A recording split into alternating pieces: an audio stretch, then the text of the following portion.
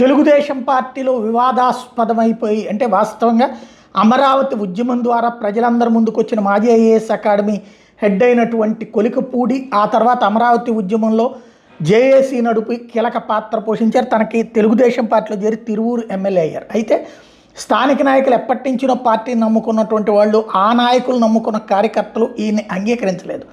మనస్ఫూర్తిగా అంగీకరించకపోవడంతో అనేక వివాదాలు. దాంతోపాటు ఇప్పుడు రాష్ట్రం అంతా ఎక్కడెక్కడ సంపాదించుకుంటుంటే ఇక్కడ కొలికిపూడి అడ్డుపడుతున్నారన్నట్టు కోపము ఆగ్రహం ఉంది. మద్యం లాంటి విషయాల్లో, ఇసుక లాంటి విషయాల్లో కొలికిపూడి చట్టబద్ధంగా చేయాలంటాం, అట్లాగే ప్రజలను ఇబ్బంది పెట్టడానికి వీల్లేదంటాం, ఇట్లాంటివన్నీ కూడా కార్యకర్తలకి తనకి మధ్యన గ్యాప్ భారీగా పెరిగిపోయింది. ఈ సందర్భంగా కొట్లాటలు తిట్లాటలు లాంటివి నడుస్తున్నాయి. అవి సోషల్ మీడియాలో వైరల్ చేస్తుంది సొంత తెలుగుదేశం పార్టీకి సంబంధించినటువంటి కార్యకర్తలు, నాయకులే.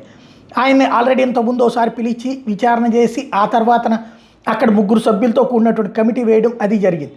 అయితే ఇంకా ఆయన మాట వింటలేదంటూ తాజాగా ఆయన్ని మీదన చంద్రబాబు సీరియస్ అయ్యారంటే ఎవరో ఒక మహిళా కార్యకర్తను కొట్టారన్నటువంటి కాన్సెప్ట్ మీదన తాజాగా ఆయన్ని క్రమశిక్షణ సంఘం ముందు హాజరు కమ్మనమని ఆదేశించారు. సోమవారం నాడు క్రమశిక్షణ సంఘం ముందును హాజరు కాబోతున్నారు. అంటే కొలికిపూడిని కంట్రోల్ చేయాలని స్థానికంగా ఏళ్ల తరబడి ఉన్నటువంటి తెలుగుదేశం నాయకులు, కార్యకర్తలు కోరుతుంటే వాళ్ళని సంతృప్తిపరిచేటటువంటి చర్యలు అధిష్టానం చేస్తుంది. మరి కొలికిపూడి విషయంలో నెక్స్ట్ ఏం స్టెప్ చేస్తారు? ఇది రెండోసారి ఇలాగ పిలిచి మాట్లాడటం అన్నట్టు ఏం జరుగుతుందో చూడాలి.